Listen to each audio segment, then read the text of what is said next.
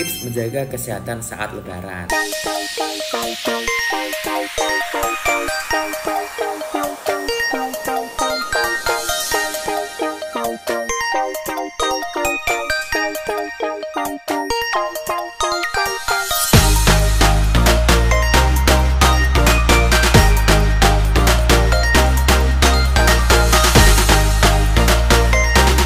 Halo semuanya, nah gimana kabarnya hari ini? Semoga baik-baik saja ya. Oke, jadi kali ini karena ini udah puasa hari keberapa ya? 21 kalau nggak salah.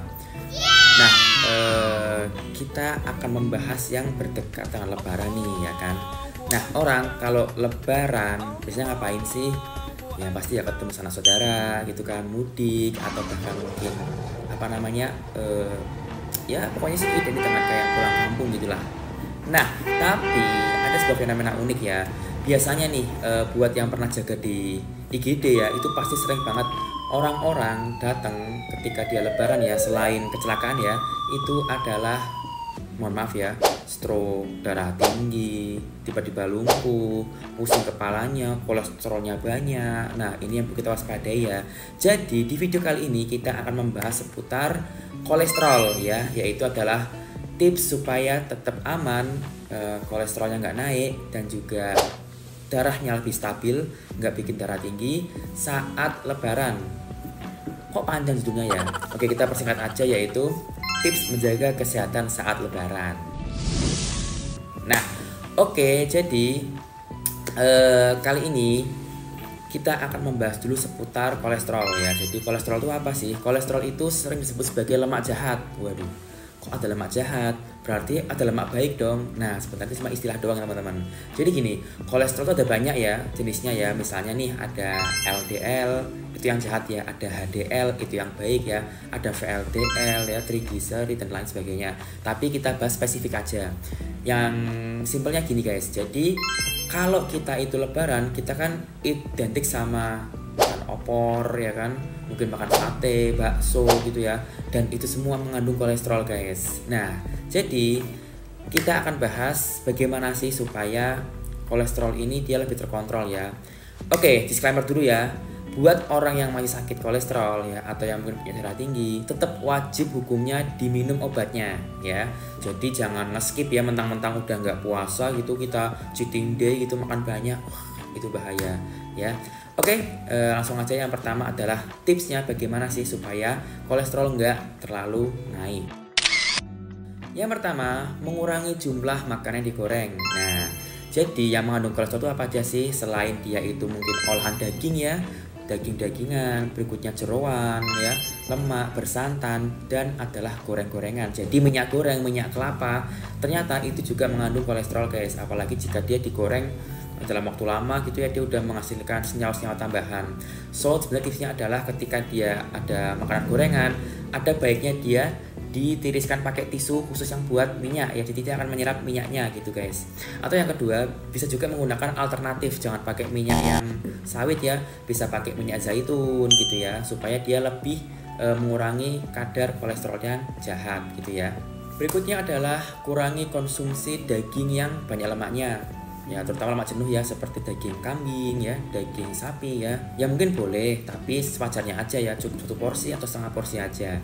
Nah, ada juga nih daging-daging yang dia itu sebenarnya lemaknya lebih rendah, seperti daging ayam, daging kalkun ya, yang unggas-unggas gitu. Nah, sebenarnya dia lebih sedikit kolesterolnya, terutama pada bagian dada. Ya memang mungkin agak sedikit kurang juicy, kurang gurih, tapi dia tinggi protein guys.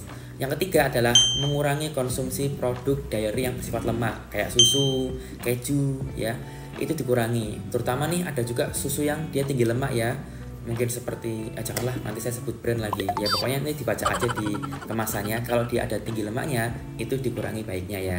Berikutnya yang keempat yaitu kurangi makanan-makanan yang bersifat instan, contohnya kayak nugget, sosis ya, daging kornet gitu-gitu, sarden yang kalengan gitu maksudnya ya.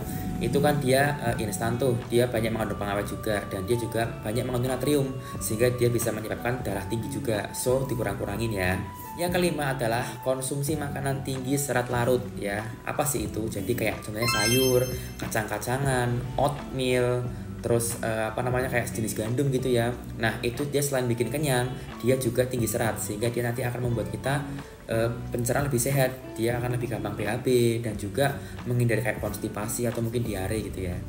Berikutnya adalah banyak konsumsi air putih. Nah ini penting banget. Kalau kita mudik perjalanan jauh gitu kan, kita ngobrol dan kita di ruangan ber-AC, kulitnya kering menguap, itu sering banget dehidrasi. So jangan lupa tetap minum air putih ya. Ya kalau patokannya orang-orang sekitar 8 gelas sehari. Tapi ingat kebutuhan setiap orang berbeda-beda tergantung aktivitas, berat badan ya, dan juga kemampuan tubuhnya. Jadi ya secukupnya aja, nggak usah berlebihan, nggak apa-apa.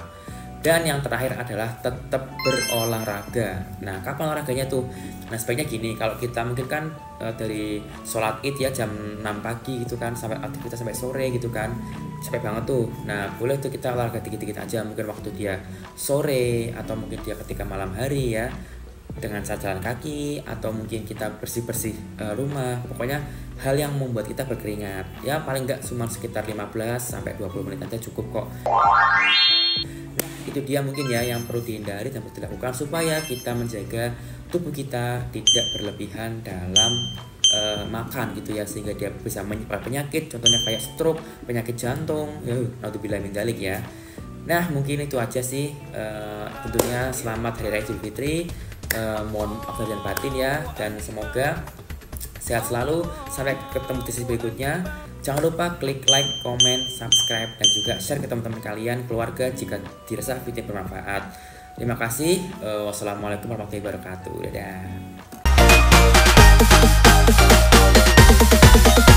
Dadah.